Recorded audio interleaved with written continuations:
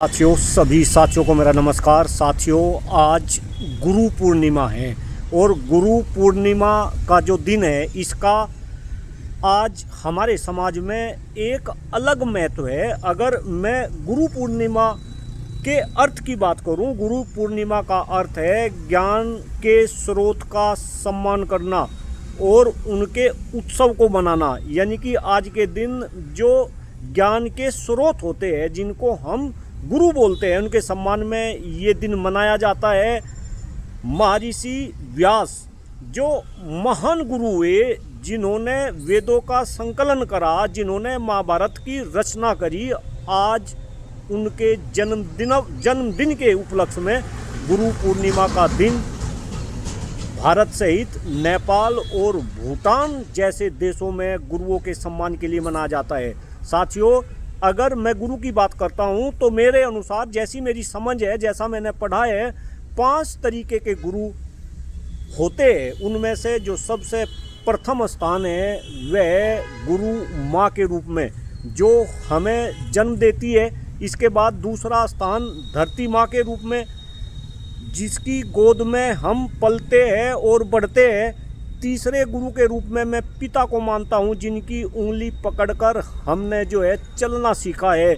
और चौथा गुरु जो शिक्षक है, जो हमें ज्ञान का प्रकाश देता है और हमें जीवन में आगे बढ़ने की दिशा देता है।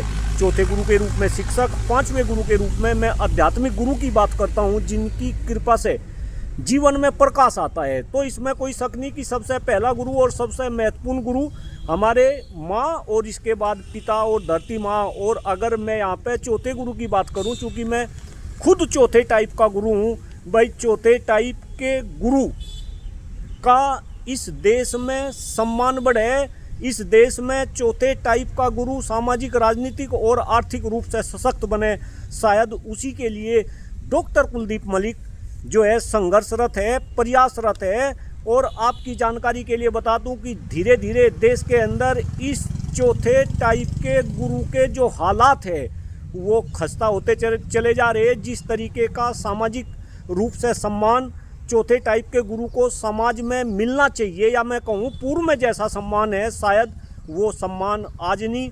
आर्थिक रूप से भी चौथे टाइप के गुरु का शोषण हो रहा, इसमें भी कोई शक नहीं। चूँकि अलग अलग मंचों से बोलता हूँ कि 5-5, 10-10 हज़ार रुपये में ये चौथे टाइप का गुरु जो अपने शिष्यों को प्रकाश दे रहा, जो दिशा दे रहा, आर्थिक रूप से वे परेशान है। वित्तीय भी इनके शिक्षक, प्राइवेट क्षेत्र में काम करने वाले शिक्षकों की बात करो, 5-5, 10-10 हज़ार रुपये में जो है गुरु आज के काम कर रहे हैं। और राजनीतिक रूप से भी अगर गुरु खत्म है, तो पहले राजनीति के अंदर गुरुओं की एक अच्छी खासी संख्या होती थी। राजनेता जो दूसरे होते थे, वे जो गुरु राजनीति में होते थे, उन गुरु के मार्गदर्शन में वे आगे बढ़ते थे और गुरुओं के मार्गदर्शन से ही ये देश आगे बढ़ता था। लेकिन अगर आज देश में गुरु के हालात इतने खराब है, सामाजिक, आर्थिक और सामाजिक रूप से, तो कहीं ना कहीं देश किस दिशा में जा रहा, ये भी अपने आप में सोचने की जरूरत। सुबह से ही आज सोशल मीडिया पे जो संदेश आ रहे,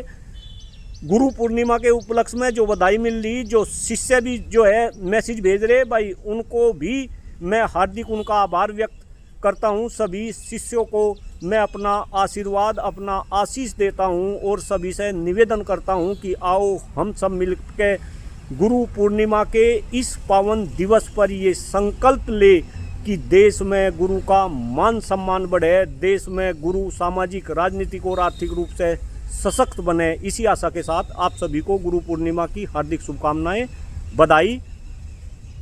जय हिंद, जय भारत, जय शिक्षक समाज। Thank you.